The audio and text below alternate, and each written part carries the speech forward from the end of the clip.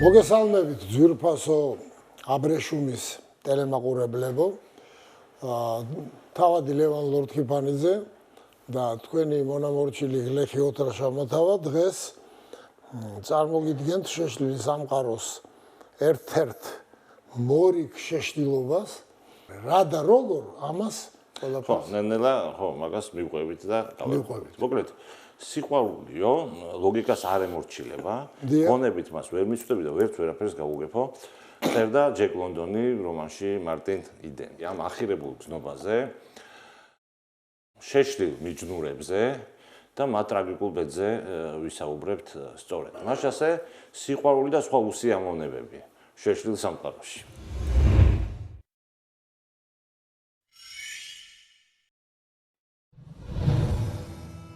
იყვნენ სხვა ცნობილი დედოფლები, რომლებიც მსოფლიოს მართავდნენ, მაგრამ კლეოპატრა მათ შორის ყველაზე უნიკალურია. ფარაონებიდან უკანასკნელი და პირველი ქალი პოლიტიკოსი. ამასთან დიპლომატი, პოლიგლოტი, მათემატიკოსი, მაცდური და ურჩხული. არსებობს მტკიცებულება მისი თანამედროვისგან, რომელიც წერს, რომ მან თავის სიყვარულს სიკვდილის ფასი დაადო. და იყვნენ კაცები, რომლებსაც არ ეშინოდათ ამ პირობის. კლეოპატრასთან გატარებული ღამისთვის სიცოცხლეს იხდიდნენ. მეორე დილით კი მათი თავები მაცდურის სასახლის წინ ეკიდა. საბოლოო ჯამში იულიუს კეისარმაც და მარკუს ანტონიუსმაც მაცდური ეგვიპტელის სიყვარულისთვის სიცოცხლე დათმეს. ძველი წელთაღრიცხვის 51 წლის ივლისში ეგვიპტის სასტიკი და ყველასთვის საძულველი მმართველი გარდაიცვალა. ტახტი კი ანდერძით 17 წლის კლეოპატრას და 12 წლის პტოლემეს დაუტოვა. ეგვიპტელი ფარაონების ჩვეულების ამებრ დაძმა დაქორწინდა. კლეოპატრა მაცდური და ვნებიანი ქალი იყო. თავისი სურვილების დასაკმაყოფილებლად მამაკაცებს საოცარი ტემპით იცვლიდა, რაც მაშინ ამორალურად სულაც არ ითვლებოდა. ყველას კარგად მოეხსენებოდა ისიც, რომ ახალგაზრდა პტოლემე მე-13-ს მხოლოდ ერქვა ფარაონი, ქვეყანას კი კლეოპატრა მართავდა. ჩვენს წელთაღრიცხვამდე 48 წელს მეფის საჭურისმა აღმზრდელმა, რომელიც ოცნებობდა, რომ ძალაუფლება პტოლემეს ჩაეგდო ხელში, მოახერხა და კლეოპატრას წინააღმდეგ ეგვიპტის დედაქალაქი ალექსანდრია აამხედრა. დედოფალი უმცროს დასთან, არისონასთან ერთად სირიაში გაიქცა, თუმცა თავი დამარცხებულად არ მიაჩნდა. რომის იმპერიაში ძალაუფლებისთვის იულიუს კეისარი და პომპეუსი იბრძოდნენ. დამარცხებულმა პომპეუსმა ალექსანდრიას შეაფარა თავი. ეგვიპტელ დიდებულებს სურდათ კეისრის კეთილგანწყობა მოეპოვებინათ და ასეთი რა მოიფიქრეს. პომპეუსს ახალგაზრდა ფარაონის თვალწინ მოჰკვეთეს თავი და 3 დღის შემდეგ ეგვიპტის დედაქალაქში ჩასულ რომის იმპერატორს პტოლემე მე-13-ის უჩვეულო ძღვენით იახლნენ. ამგვარმა საჩუქარმა მრისხანე რომაელიც კი შეაცრწუნა. პტოლემეს და კლეოპატრას უბრძანა შეეწყვიტათ ბრძოლა და მას ახსნა განმარტების მისაცემად და შესარიგებლად ხლებოდნენ. პტოლემემ პირი მოაღო და თავის დასა და ცოლზე საშინელებები ილაპარაკა, მაგრამ კეისრის დარწმუნება ვერ შეძლო. ეგვიპტის ტახტის ბედი რომ გადაეწყვიტა, იულიუსმა კლეოპატრას მოსმენაც ისურვა. იმპერატორს აქამდე არასდროს შეხვედროდა ქალები, რომლებსაც ასეთი გონი და იუმორის გრძნობა ჰქონდათ. იულიუსმა ვერაფრით გაუძლო კლეოპატრას საოცარ ხიბლს და ისინი იმავე ღამეს საყვარლები გახდნენ. კეისართან საუბრის შემდეგ პტოლემე მე-13 მიხვდა, რომ უფროსმა დამ აჯობა და ტახტი დაიკავა. მან სასახლის შტურმი სცადა, მაგრამ იულიუსმა ბრძანა აჯანყებული დაეპატიმრებინათ. მიუხედავად იმისა, რომ რომში არეულობა დაიწყო, კეისარი იქ წასვლას არ ჩქარობდა. კლეოპატრას ალერსში მოვალეობაც და სახელმწიფო პასუხისმგებლობაც ავიწყდებოდა. თუმცა მხოლოდ ეროტიკა არ იზიდავდა, მისი განსწავლულობა და იუმორიც არ ეთმობოდა. რამდენიმე თვის შემდეგ იულიუსი თავის სატრფოს დაემშვიდობა და რომში წავიდა.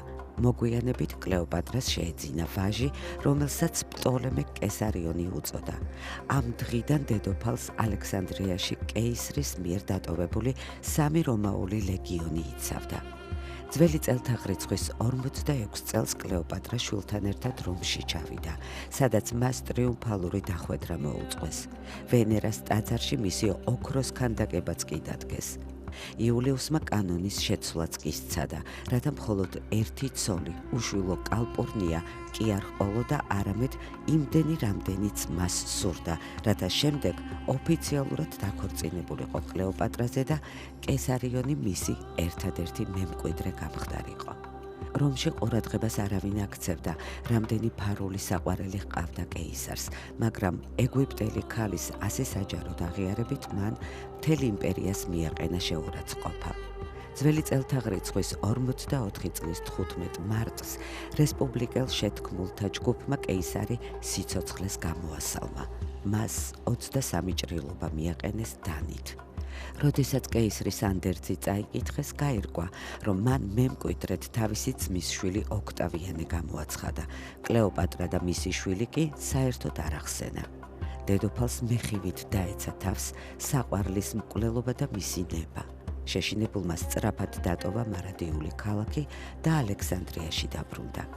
ხელისუფლების სათავეში მყოფი კლეოპატრა გამუდმებით ერთი მიზნისთვის, საკუთარი სამეფოს დიდებისთვის იღწვოდა. ყოველ შემთხვევაში კეისრის სიკვდილი ძალიან უმტკივნეულოდ გადაიტანა და ეს ფაქტი ეგვიპტეზე რომის გავლენის შესასუსტებლად გამოიყენა. უნდა აღინიშნოს, რომ თავდაპირველად მას დახმარებას რომის ხელისუფლებასთან დაპირისპირებული ადამიანთა ჯგუფი უწევდა. ხოლო როდესაც ეგვიპტეში მარკუს ანტონიუსის ლეგიონი ჩავიდა, დედოფალმა მათ უღალატა და განაცხადა, რომ რომის ოპოზიციასთან არა ის, არამედ მისი გარემოცვა თანამშრომლობდა. ასე რომ კლეოპატრამ კეისრის შემდეგ თავიდან რომის მტრებიც მოიშორა და სრულიად თავისუფალი ახალი ურთიერთობის დაწყებისთვის მოემზადა. და აი მის გულში ახალი სიყვარულის ცეცხლი აგიზგიზდა, ახლა უკვე მარკუს ანტონიუსისკენ მიმართული. და რა თქმა უნდა, მისი გრძნობა უპასუხოდ არ დარჩენილა. საქმე იმაში გახლდათ, რომ მარკუს ანტონიუსმა უკვე კარგა ხნის წინ განისრახა რომის რესპუბლიკისგან დამოუკიდებელი საკუთარი იმპერიის შექმნა. ეს სიტუაცია რბილად რომ ვთქვათ, რომის რესპუბლიკას არ მოეწონა და ოქტავიანე ავგუსტუსის მეთაურობით ეგვიპტისკენ ლეგიონი დაიძრა. იმ მოტივით, რომ სიტუაცია უიმედო იყო და შექმნილ ვითარებაში ბრძოლას აზრი არ ჰქონდა, მარკუსს ყველაზე ერთგული მომხრეებიც კი ჩამოშორდნენ. ეს უკანასკნელი მიხვდა, რომ მხარდაჭერის გარეშე დარჩა და სასოწარკვეთილ მდგომარეობაში მყოფმა საკუთარი ხმლით მოიკლა თავი. თავის მოკლა ჰქონდა განზრახული კლეოპატრასაც, თუმცა მასთან ოქტავიანეს წარმომადგენელი მივიდა და მოლაპარაკება შესთავაზა. კლეოპატრას იმედი გაუჩნდა, მან ოქტავიანეს მოხიბლა და ქვეყნის სახელმწიფოებრიობის აღდგენა გადაწყვიტა, მაგრამ მისი ყველა მცდელობა უშედეგო აღმოჩნდა. ამის შემდეგ დედოფალს დეპრესია დაეწყო.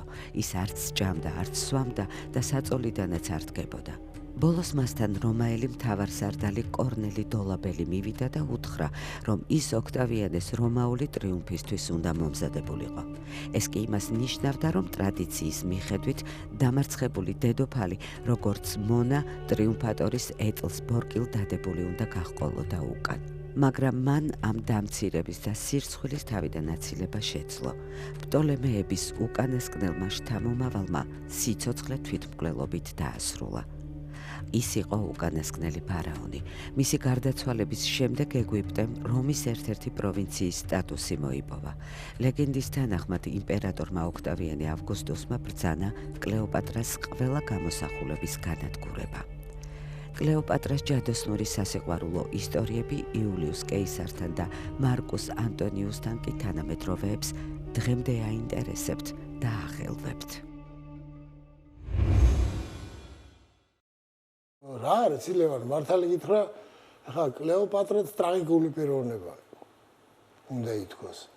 თუმცა მისი აი ეს ყველაფერი იყო მაინც განპირობებული გარკვეულად ეპოქალური რაღაცა ბედისწერით რა. მე მჯერა, რომ არის ეგეთი ტერმინი ეპოქალური ბედისწერა. იმ პერიოდში ის იყო დაშვებული. დრო ქმნის ხო გარკვეულ ზნეჩვეულებებს კარნახობს რა ეპოქას. ჩვენი ეს ორი პერსონაჟი, ვიზეც ახლა ვისაუბრებთ, ასევე ძალიან რთულ პერიოდში შეხვდნენ ერთმანეთს. ორივესთვის რთულ პერიოდში. მოგეხსენებათ, რომ 1830 წელს პოლონეთში რუსეთის იმპერიის წინააღმდეგ ამბოხება მიფეთქა, აჯანყება. მაშინ შოპენი არ იმყოფებოდა სამშობლოში, მან იჩქარა უნდა დაბრუნება მოგრად პოლონეთში და არმიის ერთ-ერთი ჯარისკაცი უნდა გამხდარიყო, გამათავისუფლებელი არმიის, რომელიც ებრძოდა დამპყრობელ რუსეთის იმპერიას, მაგრამ იმდენი ხანი მოანდომა ამ მომზადებას, რომ მოჩხარეს მოუგვიანდა, რუსეთის ჯარებმა სისხლში ჩაახშვეს ეს აჯანყება და მისი მეთაურები კი დაატყვევეს და მე რა თქმა უნდა დასაჯეს.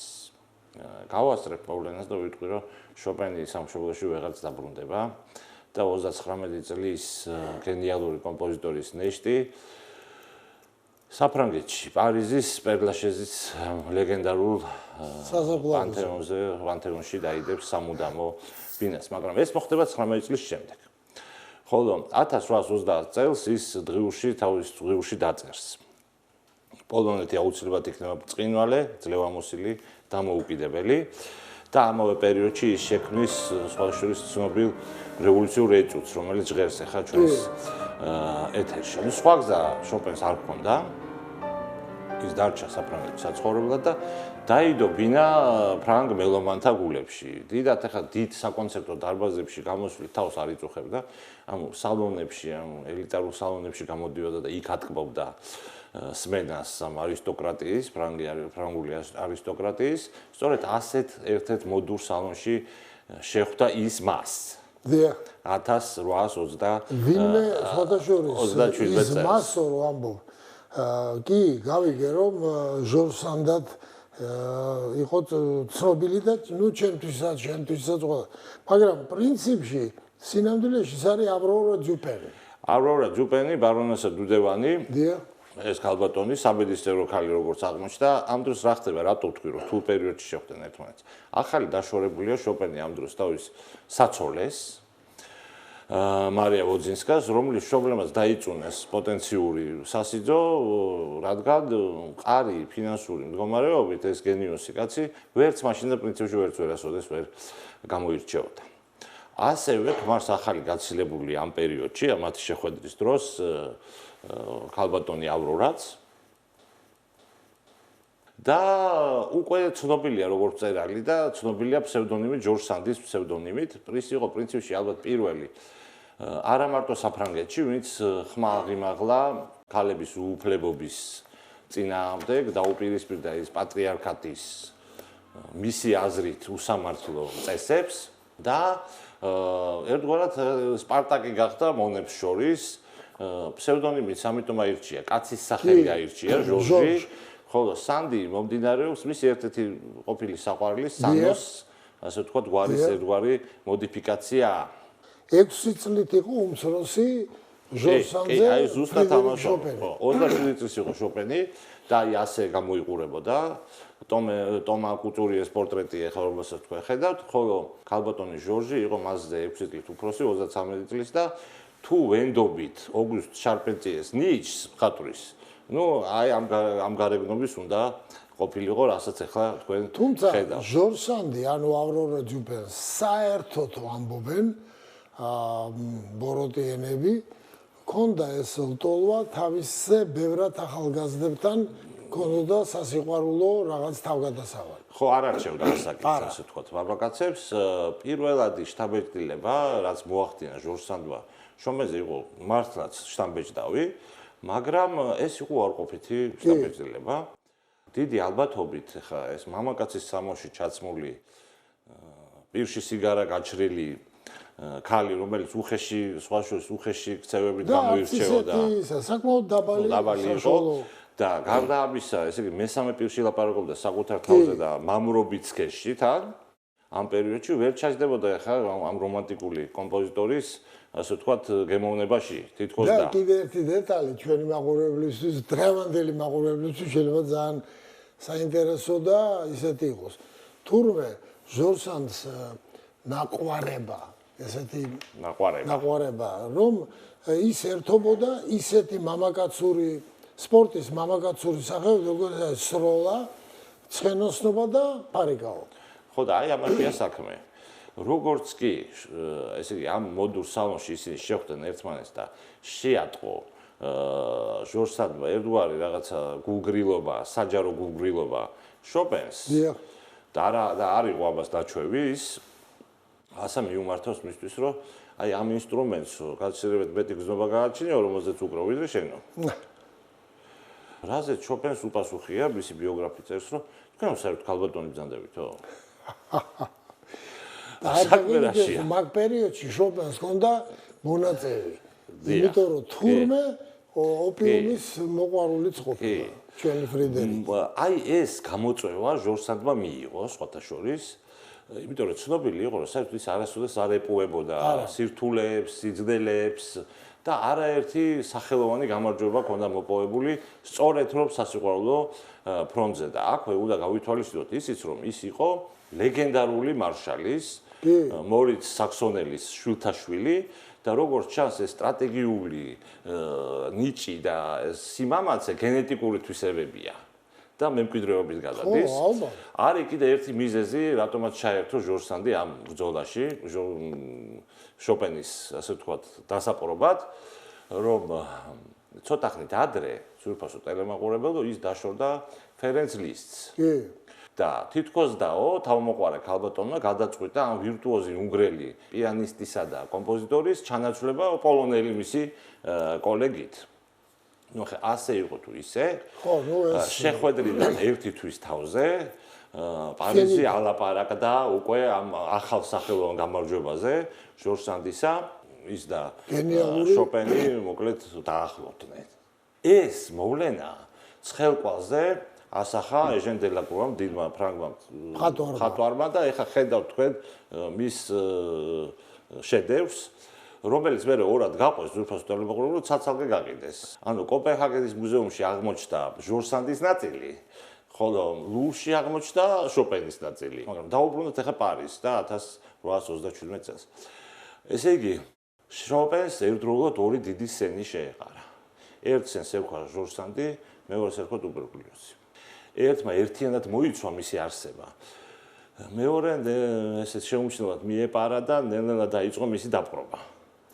მაგრამ ბედად ჟორს-სანდმა შეამჩნია ეს ვერაგი მეტოქე, რომელიც ეცილებოდა მას სატრფოში და პარიზიდან ისინი გადავიდნენ საცხოვრებლად სუბტროპიკულ მალიორკაზე. იქ ხშირი წვიმები იცოდა და ამ წვიმებმა და წვიმების თავმდევმა მელანქოლიამ და ფსიქოლოგიურმა მძიმე ფონმა ძალიან უარყოფითად იმოქმედა შოპენის ჯანმრთელობაზე და მას დაეწყო თურმე ხმოვანი ჰალუცინაციები. შეიძლება ეს არ იყო ჰალუცინაციები და ეს იყო ერთგვარი შთადგონების მეწყერი, რომელიც უეცრად თავს დაესხა შოპენს, რადგან მალიორკაში მან დაწერა ძალიან ბევრი მნიშვნელოვანი ნაწარმოები, მათ შორის 24 პოლკა, ცნობილი მისი გენიალური თხზულებები მუსიკალური.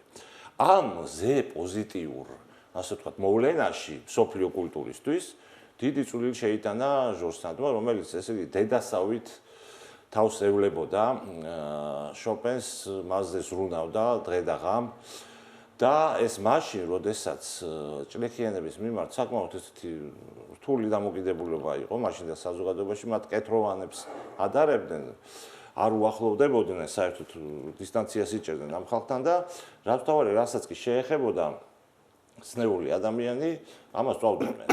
აბავე სცენარით განვითარდა პრინციპში მოვლენები ამ შემთხვევაშიც, როგორც კი ბინის პატრონმა, რომელსაც ქირაობდნენ ისინი, შეიტყო შოპენის ამოწყობების შესახებ, გამოყარა ისინი მოკლედ სახლიდან, მთელი ავეჯი დაწვა და ეს ფულიც გადაახდევინა ჟორს-სანდსა და შოპენს, ხო, ფრიდერიკ შოპენს.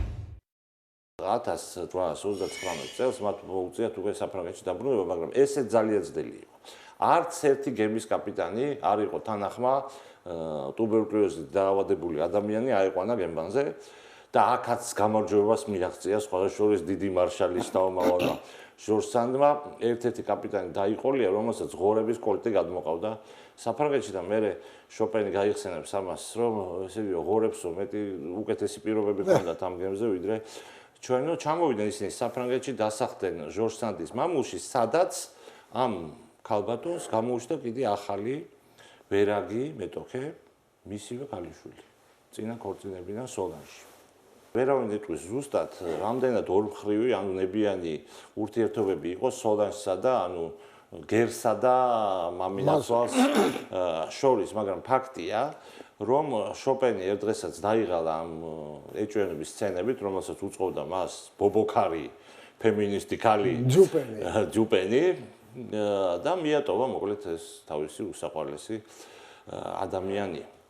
მირჩევნია მტრების ბანაკში იყო, ვიდრე მასთან ერთად ვინც საკუთარი რძით გამოუყვებეო მიწერს მე უკვე დაშორებულ შოპენს ჟორჟ სანდი და ერთ პერიოდი მათ მიმოწერა ჰქონდათ, მაგრამ მას შემდეგ რაც შოპენის კვალდაკვალ ჟორჟ სანდი მიატოვა მისმა შვილმა სოლანჟმა და გადავიდა საცხოვრებლად შოპენთან, ეს მიმოწერა შეწყდა და აი საინტერესო მოგონებაა შოპენის ერთ-ერთი მეგობრის, როცა მომაკვდავ შოპენს კურნალმა ექიმმა ჰკითხა რას გზნობდა, რა აწუხებდა, ავადმყოფმა უპასუხა ვეღარაფერს გზნობ.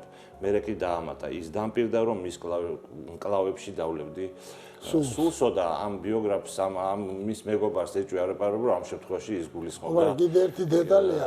ჟორჟ სანდის. ამ შენ რაც ბძანე იმ ინფორმაციებთან ერთად აი შენ თქვი რომ რაღაცა ასეთი მომენტიც გამოჩნდა, რომ თითქოს ფერენც ლისტთანაც ჰქონდა ჟორჟ სანდის რაღაცა, თუმცა როგორც ითვლება თვითონ ლისტიც და ჟორჟ სანდიც ამას დიდად არ იმეშებოდნენ, უარყოფდნენ გარკვეული ინფორმაცია, მაგრამ მასთან ჟორჟ სანდი ხედულობაში მყავს მინიმუმ მეგობრობდნენ პროსპერ მერიმე, ბალზაკი, ჯუმა მამა, ჯუმა შვილი, ფლობერი და მომღერალი პოლინა ბიარდო.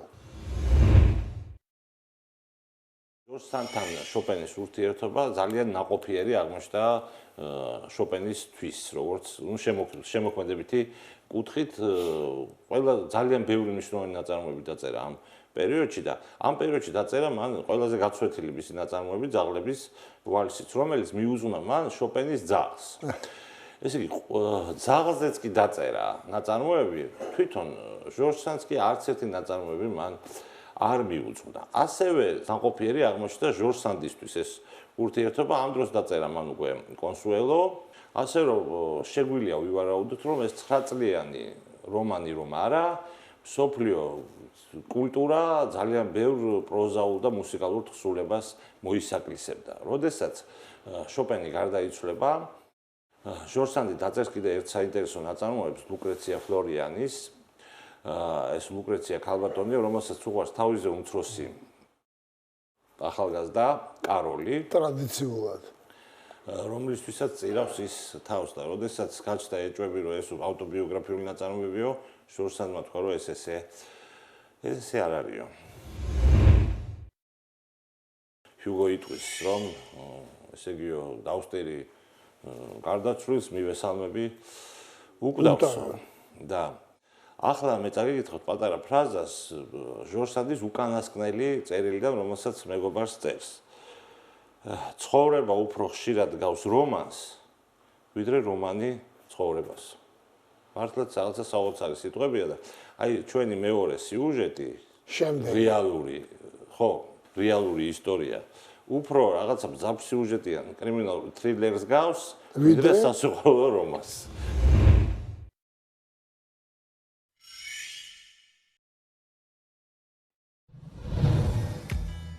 მათ დაუჯერებლად ბევრი დანაშაული ჩაიდინეს ერთად. თანაც ისტორიაში შევიდნენ, როგორც ყველაზე ერთგული საყვარლები, რომლებიც სიცოცხლის ბოლო წუთებამდე ერთმანეთის გვერდით იყვნენ. ორ ბოროტმოქმედ შორის სასიყვარულო ისტორია ნამდვილი სათავგადასავლო ფილმის სიუჟეტია. მსოფლიო ისტორიაში ბონი პარკერის და კლაიდ ბაროუს მსგავს წყვილს იშვიათად ან სულაც ვერ აღმოაჩენთ. კრიმინალური დუეტის ანგარიშზეა ბანკების გახმაურებული ძარცვის, მკვლელობებისა და გატაცებების სერიები, რომლებიც მხოლოდ 2 წლის განმავლობაში დიდი დეპრესიის დროს ჩაიდინეს. მათი სასიყვარულო ისტორია საფუძვლად დაედო მრავალ ფილმს, სიმღერას და მიუზიკლსაც კი. ისინი სიცოცხლეშივე ლეგენდებად იქცნენ და თითქმის 100 წლის შემდეგაც ბონი და კლაიდი საზოგადო არსებით სახელებად რჩება. შევეცდებით გიამბოთ, რა იყო ასეთი უნიკალური ამ წყვილში, რომელმაც მთელ მსოფლიოში მილიონობით ადამიანი გადაიყვანა ჭკუიდან. ბონი პარკერმა და კლაიდ ბაროუმ ერთმანეთი 1930-იანი წლების დასაწყისში საერთო მეგობრის სახლში გაიცნეს. გოგონასა და ბიჭს პირველი შეხვედრისთანავე შეუყვარდათ ერთმანეთი. სამწუხაროდ მათ რომანს ხელი კლაიდის კრიმინალურმა წარსულმა შეუშალა. რამდენიმე კვირის შემდეგ მას მანქანის ქურდობისთვის 2 წლით თავისუფლების აღკვეთა მიუსაჯეს. ბონი განადგურებული იყო, მას არ სურდა ასე იოლად დაეთმო ბედნიერება. გოგონა ხშირად სტუმრობდა კლაიდს და გაქცევაშიც დაეხმარა. საკანში ჩუმად იარაღი შეუგზავნა. ერთი კვირის შემდეგ ის კვლავ დააკავეს და 14 წელი მიუსაჯეს. კლაიდი ისტჰემის ციხის ფერმაში გააწესეს, რომელიც კრიმინალების მიმართ განსაკუთრებული სისასტიკით გამოირჩეოდა. ისტჰემში ცხოვრება აუტანელი იყო. სასოწარკვეთილი ბაროუ ამაოდ ცდილობდა თავი დაეღწია იქაურობისთვის. პატიმრებს შორის გახლდათ ვინმე ედ კრაუდერი, რომელიც შენობას მეთვალყურეობდა და ამის გამო ციხის შიგნით მშვიდობის შესანარჩუნებლად თავისუფალი ქმედების უფლება ჰქონდა. კრაუდერი ხშირად ესხმოდა თავს ბაროუს და მოგვიანებით კლაიდის პირველ მსხვერპლად იქცა. ციხეში გატარებული ყოველი წუთი იმდენად აუტანელი იყო, რომ კლაიდმა უპრეცედენტო გადაწყვეტილება მიიღო. იმ იმედით, რომ მას ფიზიკური დეფექტის გამო სხვა ციხეში გადაიყვანდნენ, მან თანასაკნელს სთხოვა მისთვის ფეხზე 2 თითი მოეკვეთა. მალე აღმოჩნდა, რომ ეს ყველაფერი ზედმეტი იყო. ერთი კვირის შემდეგ ის დედის შუამდგომლობით პირობით ვადაზე ადრე გაათავისუფლეს. დიდი დეპრესიის დროს პატიმრობის გამო კლაიდს სამუშაო სპოვნა გაუჭირდა. გარდა ამისა, ბიჭს გამოცდილებაც არ ჰქონდა. ამიტომ როგორც კი ფეხი შეუხორცდა, კვლავ ძარცვას მიჰყო ხელი. ერთ დღეს ბონიმ გადაწყვიტა საქმეზე მასთან ერთად წასულიყო. მიზანში ამოიღეს საყოფაცხოვრებო მაღაზია. ძარცვაში მონაწილეობას იღებდა კლაიდის მთელი ბანდა, რომელშიც სხვადასხვა დროს შედიოდნენ რეი ჰემილტონი, ჯონსი, მისი ძმა ბაკ ბაროუ, მეუღლესთან ბლანშ ბაროუსთან ერთად და ჰენრი მეთვინი, რომელმაც მოგვიანებით მათ ცხოვრებაში საბედისწერო როლი ითამაშა. მომდევნო 2 წლის განმავლობაში ბონი და კლაიდი ძარცვავდნენ ტეხასს, ოკლაჰომას, მისურის, ლუიზიანას და ნიუ-მექსიკოს. 1923 წლამდე თითქოს ყველაფერი კარგად იყო, მაგრამ საბედისწერო უბედური შემთხვევის გამო ყველაფერი შეიცვალა. ისინი ტეხასის შტატში ველინგტონთან ავარიაში მოხვდნენ. კლაიდი გვიან მიხვდა, რომ ხიდი სარემონტო სამუშაოებისთვის დაკეტილი იყო. შემობრუნდა და მანქანა გზიდან გადავარდა. კლაიდი და მისი თანამზრახველი ჯონსი უსაფრთხოდ გადმოვიდნენ ავტომობილიდან, მაგრამ ბონიმ დაზიანებულ აკუმულატორზე ფეხი საშინლად დაიწვა, რის გამოც მას სიარული უჭირდა. სერიოზული ტრავმების მიუხედავად დამნაშავეებმა გაჩერება და სამედიცინო დახმარების მიღება ვერ შეძლეს და გზა განაგრძეს. კლაიდი მთელი ღამე და მთელი მეორე დღე მიაქროლებდა მანქანას, მხოლოდ სახვევების და საბურავების გამოსაცვლელად ჩერდებოდა. ერთ-ერთ ასეთ შესვენების ადგილად აიოვას ტურისტული ბანაკი აარჩიეს. მათ გადაწყვიტეს აქ მოეთქვათ სული და წარმოდგენაც არ ჰქონდათ იმის შესახებ, რომ ადგილობრივმა ფერმერმა სისხლიანი სახვევები აღმოაჩინა და გადაწყვიტა პოლიციისთვის მათი ადგილსამყოფელი ეცნობებინა. ძარცველები 100-ზე მეტმა პოლიციელმა მოხალისემ და ადგილობრივმა ფერმერმა მოაქციეს ალყაში. კლაიდმა და ჯონსმა იარაღები აიღეს და სროლა დაიწყეს. ბაროუმ მანქანაში ჩახტომა მოასწრო, მაგრამ კლავში ტყვია მოხდა. საჭე ვერ დაიმორჩილა და ხეს შეასკდა. მათ მდინარეს გადაცურმა მოახერხეს, რის შემდეგაც ბანდის წევრებმა მორიგი მანქანა მოიპარეს და გაუჩინარდნენ. რამდენიმე დღის შემდეგ ბაკი გარდაიცვალა. ბლანში ტყვედ ჩავარდა. ბონი და კლაიდი მძიმედ დაიჭრნენ. ჯონს თავში ესროლეს, მაგრამ მან გაქცევა შეძლო და უკან აღარ დაბრუნებულა. 1933 წლის ნოემბერში გაქცეული ჯონსი დაატყვევეს. მანაც ყველაფერი დაფქვა, რაც იცოდა საკუთარ თავზეც, ბონისეც, კლაიდზეც, მათ ოჯახებზეც და ადამიანებზეც, ვისთანაც ბოროტმოქმედებს ხშირი ურთიერთობა ჰქონდათ. 1934 წლის იანვარში ბაროუს ბანდა კლაიდის ძველ მეგობარს, რაიმონდ ჰემილტონს გაქცევაში დაეხმარა. მცველი მოკლეს, რამდენიმე პატიმარი კი მანქანაში ჩასხდნენ და გაიქცნენ. გათავისუფლებულთაგან ერთ-ერთი პატიმარი ჰენრი მეთვინი იყო. მას შემდეგ, რაც სხვა მსტოვრები დაიქსაქსნენ და საკუთარი გზა მონახეს, მეთვინმა კრიმინალ წყვილთან დარჩენა გადაწყვიტა. მათ ძარცვა ერთად გააგრძელეს. პოლიციამ უკვე იცოდა კრიმინალები როგორი მიჯაჭვულები იყვნენ საკუთარ ოჯახებთან. მათ გათვალეს, რომ ბონი, კლაიდი და ჰენრი აუცილებლად მოინახულებდნენ აივერსონ მეთვინს, ჰენრი მეთვინის მამას. როდესაც სამართალდამცავებმა შეიტყვეს, რომ მესამე ბოროტმოქმედი ბონის და კლაიდის დროებით დაშორდა, მიხვდნენ, რომ ძარცველების დასაჭერად საუკეთესო დრო დადგა. პოლიცია მივარაუდა, რომ ისინი ჰენრის აუცილებლად მიაკითხავდნენ მამის ფერმაში, ამიტომ განლაგდნენ გზაზე, სადაც სავარაუდოდ კრიმინალები გაივლიდნენ. პოლიციელებმა აივერსონ მეთვინის სატვირთო მანქანა მოიპარეს, ერთი საბურავი მოხსნეს და გზაზე გააჩერეს. ისინი იმედოვნებდნენ, რომ თუ კლაიდი აივერსონის მანქანას გზის პირას დაინახავდა, გაჩერდებოდა, რათა საქმის ვითარება გაერკვია. ზუსტად ისე მოხდა, როგორც პოლიცია ვარაუდობდა. გამოცდილმა დამნაშავეებმა საბედისწერო შეცდომა დაუშვეს. ჰენრის სახლისკენ მიმავალ გზაზე კლაიდმა აივერსონის სატვირთო მანქანა შენიშნა. როდესაც მან სვლა შეანელა, პოლიციამ ზუსტად მაშინ გახსნა ცეცხლი. ბონის და კლაიდს რეაგირების დრო აღარ ჰქონდათ. პოლიციამ წყვილს 167 ტყვია ესროლა. აქედან 60 ბონის მოხვდა, 50-მდე კი კლაიდს. რა თქმა უნდა, ორივე დამნაშავე მაშინვე დაიღუპა. არსებობს ვერსია, რომ ბონის და კლაიდის სიკვდილი სულაც არ იყო შემთხვევითი, რომ ისინი აივერსონ მეთვინმა გასცა საკუთარი შვილის გადასარჩენად. ამ ვერსიას მომხრეებიც ჰყავს და მოწინააღმდეგეებიც. ფაქტი კი ერთია, მეთვინი გადარჩა. პარკერი და ბაროუ კი დაიღუპნენ.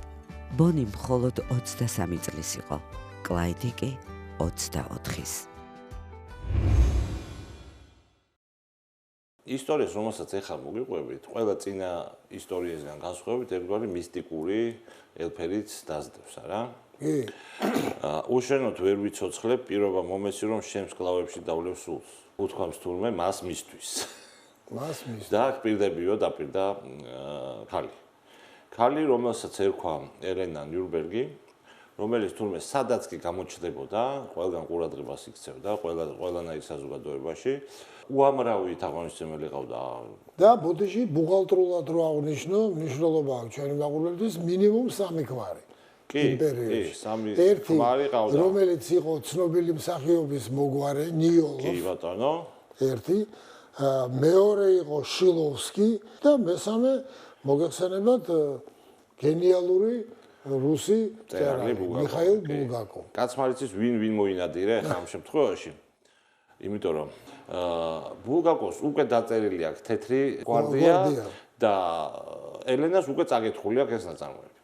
ასე რომ კერპმა თავის თაყვანისმცემელი, მშვენიერი თაყვანისმცემელი სახლში მიიწვია თურმე და ძალიან უცნაურ გარემოში, იმიტომ რომ სახლში დაახვედრა კიდე ორი მამაკაცი, ერთი ხნიერი, ერთი ახალგაზრდა. ამას წერს ელენა ერთ-ერთ თავის მოგონებებში, მაგრამ არა აზუსტებს ამათ ვინაობას, ამ ორი კაცის ვინაობას. რამოდენმე ჭიქა დავლიეთო და უცებო ეს ხნიერი მამაკაცი მომიბრუნდა და ძალიან უჩვეულოდ ხონაო, თხოვნით მომართაო, თუ შეიძლება რომ გაგვაწოდო.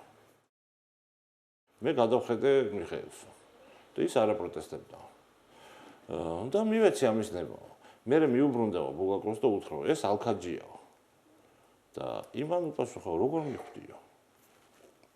ამის მერე ეს ორი კაცი რატომაც მიდის იქიდან და ბულგაკოვი გაუმხელს ელენას მოვალ გეგმებს, რომ აპირებს დაწეროს რომანი ოსტატი და მარგარიტა, რომლის თავარი პერსონაჟების პროტოტიპები უნდა გახდნენ თავად ავტორი და სწორედ ელენა მოეწონა ელენას ეს ჩანაფიქრი როგორც ჩანს. გაშორდა ეს შილოვსკის და გაყვაცოლად უკვე ბულგაკოვს, რომელსაც რეჟიმი არ წყალობდა მაშინ. ძალიან ბევრი მისი ნაწარმოები უკვე დაწერილი იყო და არ იბეჭდებოდა, ძალიან ბევრი მისი პიესა არ იდგმებოდა. და ერთი დეტალია. აი მე და ლევანი რა მასალებში რო იქეგებოდით, კიდე გამოჩნდა რომ თვითონ ბულგაკოვს დაუწერია პიესა თავის დროზე, ქვია ბათუმ. ნუ რუსული ტრანსკრიფციით ისე ბათუმზე, მაგრამ ბათუმზე როგორც ასე ვთქვათ ეთნოგრაფიული პიესა კი არა, იმ ვითარებაზე, როცა იქ იყო დიდი რევოლუციური ჯახი და გამოსვლები და სტალინი სხვათა შორის. აი ამ პერიოდით შემოვიდა აქტიურად უკვე დიდ პოლიტიკაში ბათუმში, რომ ღებულობდა ამ დიდ გადატრიალების მცდელობებში, ტერორისტულ აქტებში და ასე შემდეგ. და რო გაუგია სტალინს და წაუკითხავს, შეუთვლია ბულგაკოვისთვის, რომ ნუ დაწერთო პიესასო ახალგაზრდა სტალინზე. იმიტომ რომ მიუძღვნა ბულგაკოვმა ეს პიესა სტალინს. რატო? ნუ გაჩნდა ბუნებრივი კითხვა. იმიტომ რომ ახალგაზრდობაში ჩვენ ყველა ერთნაირი ვიყავით. ხო. აი ეს ამ წარსულის გახსენება ბევრად მერე აღარ უნდა, ხო. მოკლედ თუ პირობებში იყო ბულგაკოვი შემოქმედებითი კუთხითაც და ისედაც და იქამდე მივიდა საქმე რომ მან მიწერა კრემლის ასე ვთქვათ თავარ ბინადარს წერილი რომ ანუ საშუალება მომეცით რომ ქვეყანა დავტოვო ან რამე სამსახური მაინც კონდესო რომ სადაც დავიხარჯებიო და რა თქმა უნდა ქვეყნის დატოვების უფლება მას არ მისცეს სამსახური უშოვეს სწორედ ხატში ან მოსკოვის სამხატვრო თეატრში გამოჩნდა ვაკანსია მოულოდნელად რეჟისორის ასისტენტის და ამის შესახებ თავად წერს ძალიან საინტერესოდ ესეთი ნაწარმოები აქვს თეატრალური რომანი რომელიც თუ არა აქვს ჩვენს ძვირფას ტელემაყურებელს დაგეთხოვილი ურჩევ იმიტომ რომ მართლაც ძალიან საინტერესოა რა ყოფაში მაშინ ესეთი თავისუფლების მოყვარული შემოქმედი ამ რეჟიმის პირობებში ნუ ბევრმა რამ შეიძლება იმოქმედა მაგრამ ალბათ მისმა ნარკოდამოკიდებულებამაც და ამ სტრესებმაც ალბათ რომ 1939 წელს ბულგაკოვი გახდა ავად მას დაუდგინდა ნეფროსკლეროზი ეს არის თირკმელების ძალიან მძიმე დაავადება და აი ამ დროს მან გაახსენა პირობა ელენას რომ მეო მინდაო რომ შენ კლავებში დავლიო სულია ხო და ერთი დეტალია სანამ გააგრძელებ აქ მონიშნულიც მქონდა 35 წლის 1935 წლის აპრილში ელენა ნიურნბერგი ანუ ბულგაკოვა ქმართან ერთად მიპატიჟებული იყო ამერიკის საელჩოს სპასოჰაუსში. სპასოჰაუსი იქ ტარდებოდა საგაზაფხულო ფესტივალი, რომელსაც აწყობდნენ ამერიკის საელჩო აწყობდა საბჭოთა მოქალაქეებისთვის, რომლებიც იყვნენ სახელმწიფო მოღვაწეები, რევოლუციური წითელი არმიის ლიდერი და შემოქმედებითი ინტელიგენცია. და აგვიდე საინტერესო მომენტია და პატარა ფრაგმენტი ამ დიდი ასე ვთქვათ ზეობისა და დიდი ღონისძიებისა იყო მიხეილ ბულგაკოვის მიერ გამოყენებული თურმე როგორც ილიანა ბულგაკოვა წერს თავის დღიურში იმ სწორედ ბულგაკოვამ ანუ ნიურნბერგმა მიხეილ ბულგაკოვის ცოლმა დააკავშირა ეს სპასოჰაუსის დიდი ასე ვთქვათ ბალმასკარადი სატანის დიდ ეძლის ხო იმასთან ოსტატის და მარგარიტას ხო ერთ-ერთი ეპიზოდი რომელიც იქა ესეთი აღიქვა ამ კონკრეტულად ილენა ნიურნბერგი 40 წელს გარდაიცვალა და რა საინტერესო რაღაცას წერს მისი ბიოგრაფი ბულგაკოვის ბიოგრაფი ლაქშინი წიგნში მოგონებები მიხეილ ბულგაკოვის შესახებ 50-იან წლებამდე ბულგაკოვის საფლავს არც ჯვარი ამშვენებდა და არც საფლავის ქვა. ელენა სერგეევნა ხშირად მიდიოდა სასაფლაოზე, ყველა მესაფლავეს იცნობდა. ერთხელაც სანაგვეთ ქცეულ მიტოვებულ საფლავზე მარმარილოსა და სამშენებლო მასალების ხროვაში მოზრდილი შავი ქვა შეამჩნია. მესაფლავეებს კითხა, რა ქვაა ესო? გოლგოთა დანილოვის მონასტრის ეზოში გოგოლის საფლავზე ჯვრის პოსტამენტის ფუნქციას ასრულებდაო, მას შემდეგ რაც გოგოლს საიუბილეოდ ახალი ქვა დაუმზადესო, ეს უკვე აქ წამოიღეს და აქ დააგდესო. უპასუხეს მესაფლავებმა, ელენემ ფული გადაიხადა და ქვა მეუღლის საფლავზე გადაატანინა, ოღონდ ჯვრის გარეშე, ხო. აი ესე იგი გოგოლის ქვა, საფლავის ქვა გადადის მერე ბულგაკოვის საფლავზე და რეალურად ხდება მისი სიმბოლო რა. თითქოს ხო, ეხლა დღეს უკვე ხო, ესე აღიქმება.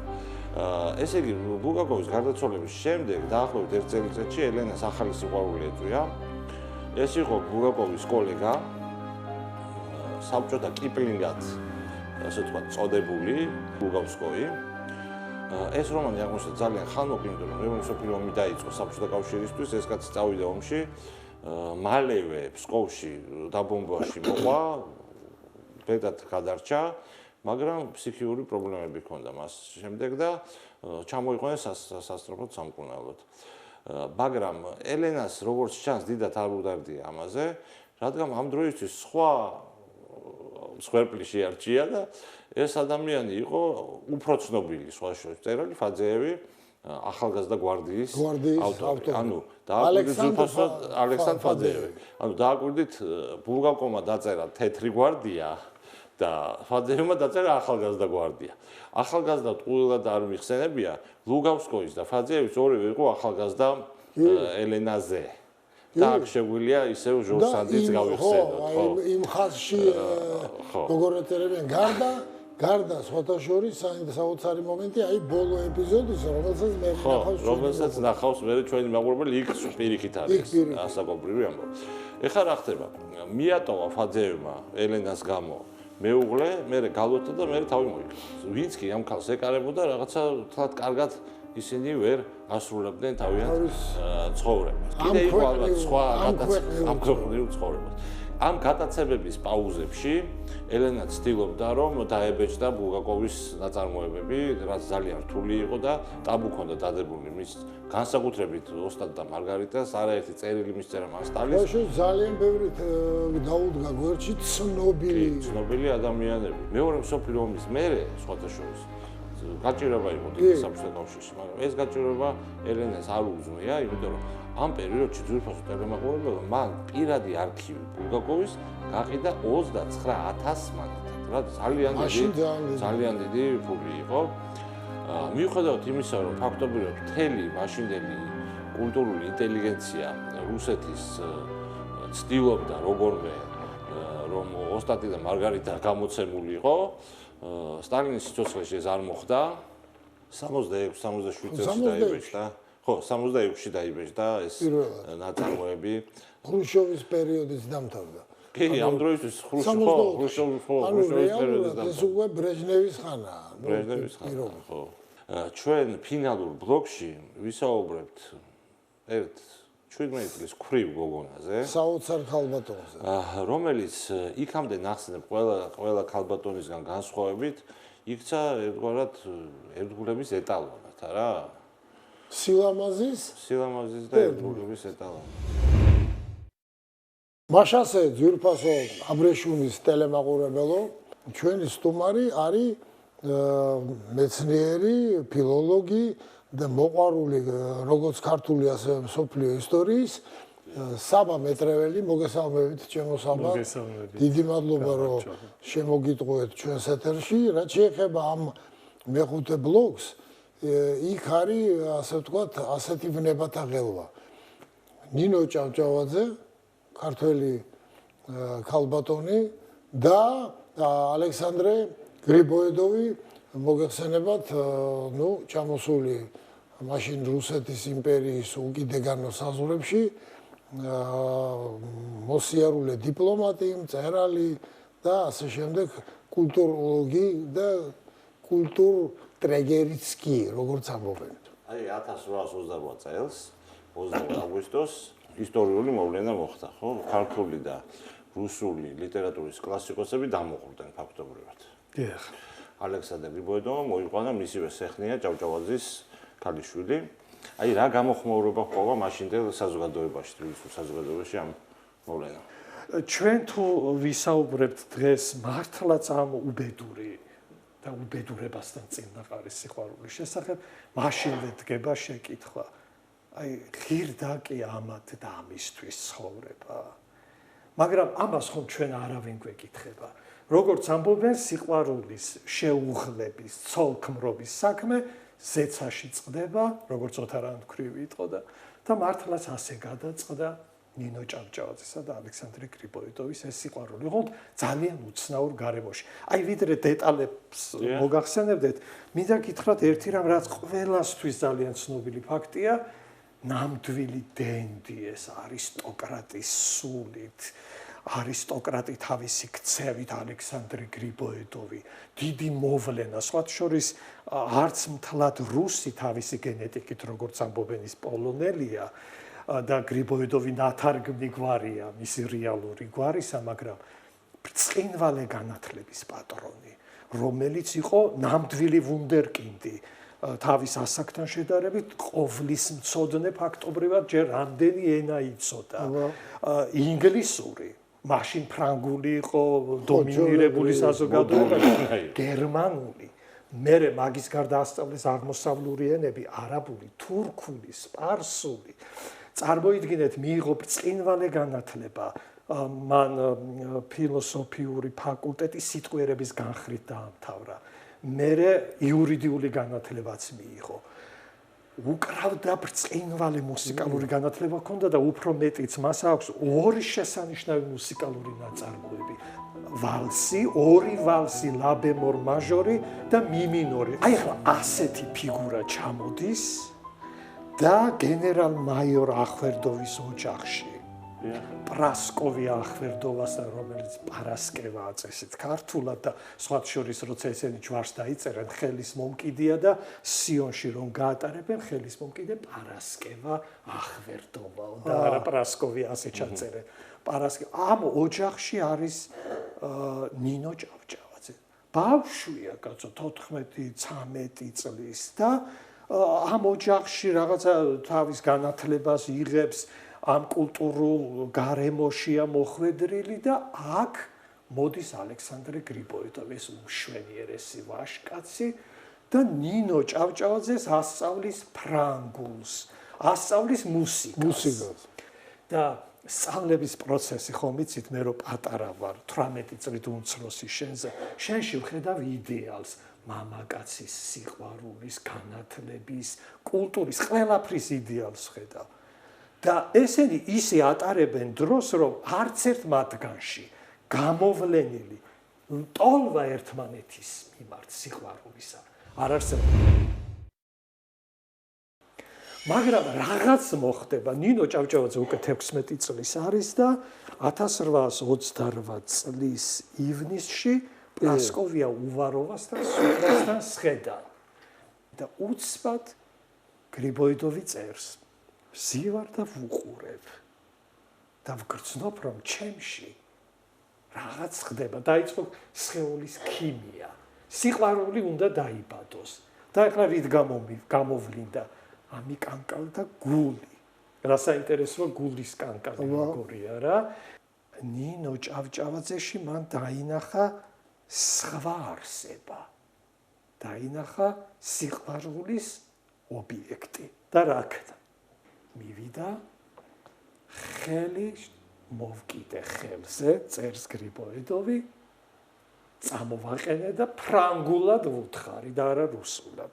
ფრანგულად ვუთხარი, შემომყევი ოთახში. განმარტოვდნენ და იმ ოთახშიო გრიბოედოვი იგონებს, რა ვიბუტბუტე არც მახსოვს. ძალიან ბუნებრივი განცდა. როცა გიყვარს, უნდა დაიბნე. ნინო ხან იცინოდა, ხან ტიროდა, კონტრასტი და მერე ვაკოცე ლოყაზე. და აუხსნა სიყვარული. და პრაქტიკულად თქვენ თვითონ ეს ორმხრივი იყო ეს გზნობა, ხო? იმიტომ რომ დენდიო თქვენ თვითონ ახსენეთ და მიხალთანი კაცი იყო და თანდაც კაცო ასეთი გარეგნობის, ასეთი განათლების, ასეთი კულტურის კაცს რომელი ქალი ეტყო და უარსო და არანაირი პრობლემა მას ის ისეთი მექალთან იყო, შეჩვეული იყო ქალთა გულის მყრობელი იყო და ადვილად ნებდებოდა ყველა. არის ესეთი ცნობები რომ თითქოს და დინო დანიშნული იყო საერთოდ სხვა ადამიანს ერმოლოვის ვაჟის მეუღლე უნდა გამხდარიყო თავარ მართებელის კაცის რომელიც იყო ბურჯი რუსული იმპერიალიზმის მაშინ ხო საქართველოში და სასტიკად ეპყრობოდა ყველას ვინც თქვა გაბედა აჯანყება რუსეთის წინააღმდეგ იყო ასეთი ვერსია წერს ერთ-ერთი დაღესტანში წავიდოდა სალაშქროთ იქ აჯანყების ჩასახშობა წერს ესეთ რაღაცას ეს ხალხი ღირსი არ არის ალექსანდრე პირველის სათნო მმართველობისა მას რკინის კვერთხი სჭირდება უდიდესი გმირობაა საჭირო იღწოდა ისეთი ხალხის სასარგებლოდ რომლის დამახასიათებელი თვისება უმადურობა და რომელსაც მრავალჯერ უღალატია მისთვის და კიდევ მზად არის უღალატოსო ამ კაცის ფავორიტი არის აქ ჩამოსული გრიბოედოვი გასაგებია რომ ის მას ძალიან კაი ურთიერთობა აქვს იგივე გრიგოლ ორბელიანთან ჭავჭავაძეებთან ხო მაგრამ აი თუ ჩანს მის ტექსტებში აი თანაგზნობა იმ ქვეყნის მიმართ რომლის შვილიც არის ნინო ჭავჭავაძე და რომელიც მის სამშობლოს ყავს უთაბრობილი ძალიან რთული და ძალიან დიდი თავსატეხია ეს დღემდე და როგორც ჩვენ შეჩვეული ვართ საზოგადოება ორად არის გაყოფილი. სხვა შორის ადამიანის გონება იქამდეც კი მივიდა რომ ზოგმა ეჭვი შეიტანა გრიბოედოვის სიყვარულის სიწრფელეში. ხო და ეს ხალხი დავარწმუნოთ და მე საერთოდ არ ვეკუთვნი იმ ადამიანთა კატეგორიას რომელსაც შეუძლია მეორე ადამიანის გრძნობებზე ასე სერელეთ და ასე მწვავედ და რადიკალურად საუბარი. რა რჯიდა ალექსანდრე გრიბოედოვს ეთამაშა ყალბის სიყვარული ნინო ჭავჭავაძესთან. არის სრულიად აუხსნელი რა მდგომარეობა არ ქონდა პოლიტიკურ ელჩი არ იყო აქაურ მეფის ნაცვლებთან კარგი ურთიერთობა არ ქონდა იქიდან წარმოგზავნილი იმპერიის პრინცი არ იყო თუ აი არაფერი ხო საამისო ჩვენ თუ დღეს აი ოდნავ რომ გადაუხვიოთ თბილისი ფაქტობრივად ფეხზე დააყენა ვორონცოვმა და მისმა პოლიტიკამ რა მიხეილ ვორონცოვმა კულტურულმა დამყრობელმა მაგრამ რამდენი რამ გააკეთა ამ ქალაქისთვის ოღონდ იმისი ქვეტექსტი რა იყო ის როცა ქართულ თეატრს აფუძნებდა თუნდაც რომ გადაეგვარებინა ქართველი ადამიანი ისე რომ სხეული ქართული ყოფილიყო მაგრამ სული რუსული ახლა რაც შეეხება გრიბოედოვს ერთი ნაწილი ამბობს რომ ის პოლიტიკა რომელიც ქონდა რუსეთს ზოგადად თავისი კოლონიის მიმართ ამ იმპერიალისტური პოლიტიკის და ამ სულის მატარებელი იყო გრიბოედოვიც თუ გრიბოედოვი რომ მერე მოსწერს ნინო ჭავჭავაძეს უფროსწორად პრასკოვიას მისწერს რომ ნინოს გადაეციო რომ მე მინდა ვიყო წინანდლის განდეგილი. თავისთავად რა საინტერესო მხატვრული სახე არა. მას გრიბოედოვს ჰქონდა თავისი ეკონომიკური გეგმა შედგენილი, რას აპირებდა ის რაღაცა ეკონომიკა, კულტურული ცხოვრება საქართველოში წინ წაეწია, მაგრამ ზოგიერთები და ალბათ ეჭვგარეშია ფიქრობენ, რომ ეს მაინც იყო არა ქართული წარმოების წაქეზება და განვითარება, არამედ რუსული ეკონომიკის გაცილება. ხო, რომელიც ამ სამყაროს ნაწილი იყო საქართველოს მაშინ. და ამიტომ თუ თქვათ პირადი ურთიერთობა, ის რომ მას ნინო ჭავჭავაძე უყვარდა და ეს ომხრივი სიყვარული იყო, აქ ალბათ პოლიტიკის შემოტანა, იმპერიალისტურის რახვები, ეს დიდი უზნეობა იქნება. მოდი ეს მაინც ხელშეუხებელ წმინდა სიყვარულად დავტოვდა. იმას იქით თუ გრიბოედოვს ჰქონდა სხვა ქვეტექსტები, არ გამიკვირდება, რადგანაც ის უპირველეს ყოვლისა, ანუ ვიდრე ნინო ჭავჭავაძესთან სასიყვარულო ურთიერთობას დაიწყებს, მაინც თავისი ქვეყნის წარმომადგენელია ამ ქვეყანაში და მას ბუნებრივია თავისი პირადი საქვეყნო ინტერესი აქვს აქ. ცნობილია, რომ 1825 წელს დეკაბრისტების აჯანყების მარცხის შემდეგ ამ აჯანყების ორგანიზატორებთან და მონაწილეებთან ერთად ალექსანდრე გრიბოედოვიც დააკავეს. მაგრამ იმის ნაცვლად, რომ სხვების მსგავსად ხელფეხისა და თავის მოკვეთით დამუკრებოდნენ ან ჩამოეხრჩოთ ან გადაესახლებინათ ან გაემატრახებინათ, მალევე გაათავისუფლეს. ჩინი და ხელფასი მოუმატეს, შემდეგ კი ნიკოლოზ პირველის ბრძანებით რუსეთის სრულუფლებიან წარმომადგენლად დანიშნეს სპარსეთის სამეფო კარზე. ჩემთვის გასაღები, ჩემთვის პირადად ოთარ შემოთავაზეს გასაღები ამ დიდ სასიყვარულო ისტორიის ძევს იმ თაწმინდის პანთეონის იმ გამოქვაბულს, სადაც წერია, რომ შენიო აზრი და გონება უკდავი შენი გონება და საქმეები სამუდამოდ დარჩება რუსეთის ხსოვნაში. მაგრამ რატომ ვიცოცხლე შენზე დიდხანს ჩემო? ხო, აი ეს არის გასაღები რა, რაღაცის, რომ რამდენად წარმოიდგინე გრიბოედოვმა როგორ ტრაგიკულად დაამთავრა ცხოვრება სპარსეთში. კი. ტრაგიკულად, ხო? და მეორეა, რომ თითქმის 30 წელი უყვარდა ნინო გრიგოლ ორბელიანს. ხო, ასეთი ემოციების, ასეთი ვნების, როგორც პოეტს, ასევე ქართველს, მისი მოდი ასე ვთქვათ, გვარტონობის და სისხლის წარმომადგენელს. ამის და მიუხედავად ნინოს ზედმეტსახელად, აი უცნაურია ხა მაყურებლის შავი ვარდი. ისეთი სევდით დაიტირა თავისი ალექსანდრე გრიბოედოვი. და უერთგულა, ანუ 17 წლის დაკვირვება ფაქტობრივად, ხო? აი ეს გავნაუგნებელია რა, შავი ვარდი. რამდენიმე კვირა იცხოვრეს ამათ. ხო, ფაქტობრივად მეტი არ ყოფილა. გრიბოედოვი ანუ ეს უკვე ცნობილი ფაქტია, რაც მოხდება და როდესაც ეს უბედურება ნინოს უთხრეს, მეორე დღეს მას ნაადრევი მშობიარობა, ნერვიულობის, სტრესის ნიადაგზე და ბავშვი 2 საათში გარდაიცვალა. 17 წლის ნინო ჭავჭავაძე. საოცნებო ყველა მამაკაცისთვის გამორჩეული, ჩვეულებრივი ადამიანი კი არა ჩვეულებრივი, თავისი გარეგნობით, სინაზით, ცოდნით, კულტურით, მუსიკალობით, ენების ყველაფრით გამორჩეული, ვინ არ ეტრფოდა, ვინც თქვენ გაიხსენეთ და ვინ ჩვენ არ ვიცით, გრიგოლ ორბელიანი ისევე შეეწირა ამ სიყვარულს და ატარა ბოლომდე ერთგულად შეურყნელად, როგორც ნინო ჭავჭავაძე უერთგულა თავის გრიბოედოვს და ძალიან მნიშვნელოვანია ის ფაქტიც, რომ ყოველთვის ხელს აწერდა ნ გრიბოედოვა. ნინო ჭავჭავაძე ასე ის საზოგადოებას აღარ ეცნობოდა. და უკვდავყოფისთვის ის რაც მან თაწმიდაზე მეუღლის გაუკეთეს სხვათა შორის მაშინდელი ეგზარხოსი არ იყო თანახმა. რა უნდა უგრიბოედოს თაწმიდაზე? არაფერი მას იქ და თაწმიდასთან არ აკავშირებსო და ალექსანდრე ჭავჭავაძის ავტორიტეტმა გაჭრა და დიდი შეწირულობა გაიღო და დასთანხმდა, რომ აი იმ გამოქვაბულში, რომელიც მართლაც ჩემი აზრით ეს არის სიმბოლო ტრაგიკული სიყვარულისა და ერთგულებისა და ერთგულება როგორც განსაკუთრებული ნიჭი და ფენომენი, რომელიც დიდი იშვიათობაა. აი ჩვენ გვაძლევს კიდევ ერთხელ ცოცხალ და კონკრეტულ მაგალითს იმისას, რა შეძლო და რა შეეძლო ნინო ჭავჭავაძე.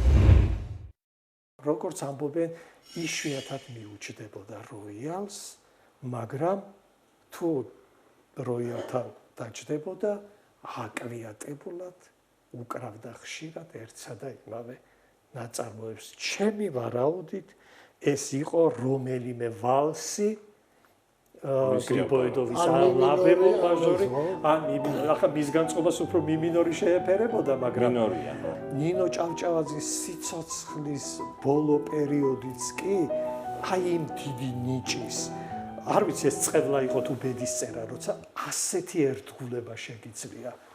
ქოლერა, ეს უბედურება და ეს სენი მოდებულია ქალაქში, ის თავის ახლობელს უვლის, არ მიატოვა და ვერ დატოვა და დაავადდა სრულიად ახალგაზრდა ნინო ჭავჭავაძე და შეეწირა 55 წლისია. შეეწირა 44 ხო, 50. აი როგორც ქართველ ქალს შეღფერის და შეშვენის როგორც გადამქრალ ვარსკვლავს, რომელმაც თვითონ ჩააქრო თავის თავში ეს ვარსკვლავი, აღარ აღირსა საკუთარ ცხოვრებას ის ბედნიერება, რომლის ღირსიც ის იყო და ფაქტობრივად ამ სიყვარულს ნებაყოფლობით შეეწირა და მის ბედნიერებად იქცა ერთგულების ასეთი ფორმა. აი ვაი სიყვარულისგან. როცა მომავალში ყოველგვარი ვირუსების საწინააღმდეგო სითხეს ჩაასხავთ და მოგინდებათ ჭიქიდან დალევა, გაიქცევით შეშლილ სამყაროს. არის შეშლილი სამყარო, სადაც ყავთ თქვენ ორი მეგობარი და ძალიან დიდი მადლობა და ბოლოს მე მინდა ვთქვა, ცხოვრებას მხოლოდ მაშინ აქვს აზრი, როცა სიყვარული გინათებს გზას და როცა შეგიძლია უერთგულო ამ სიყვარულს. ბრავო. ურმესი მადლობა ჩემო სალამ. დიდი მადლობა. აბა არ მოიწყინოთ.